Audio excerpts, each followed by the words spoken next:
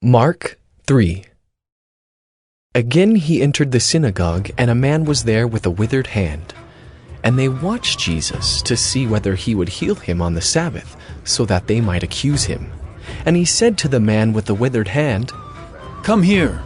And he said to them, "Is it lawful on the Sabbath to do good or to do harm, to save life or to kill?"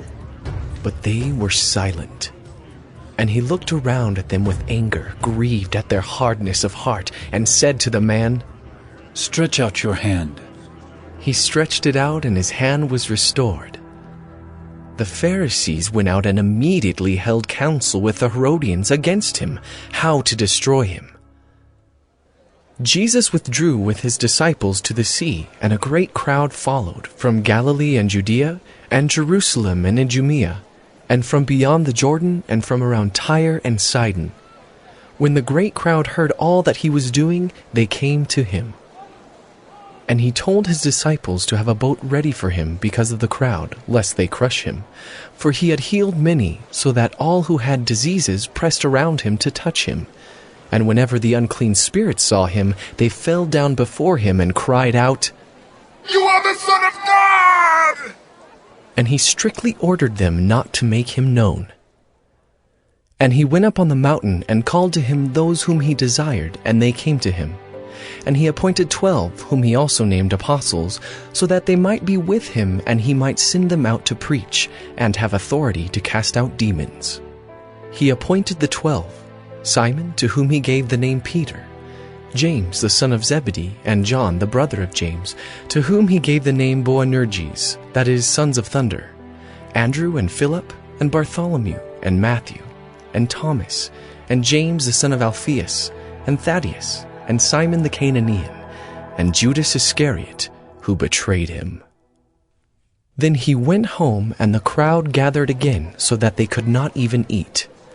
And when his family heard it, they went out to seize him, for they were saying, "He is out of his mind."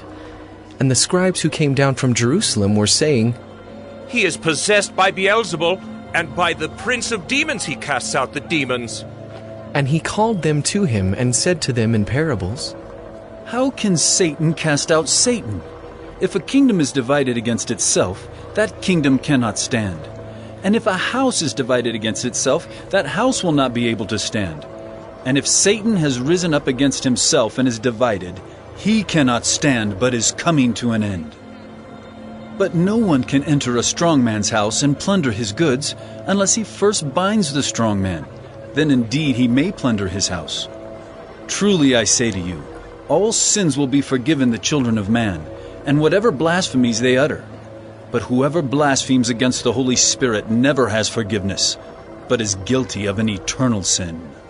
For they were saying, "He has an unclean spirit." And his mother and his brothers came, and standing outside they sent to him and called him. And a crowd was sitting around him, and they said to him, "Your mother and your brothers are outside seeking you."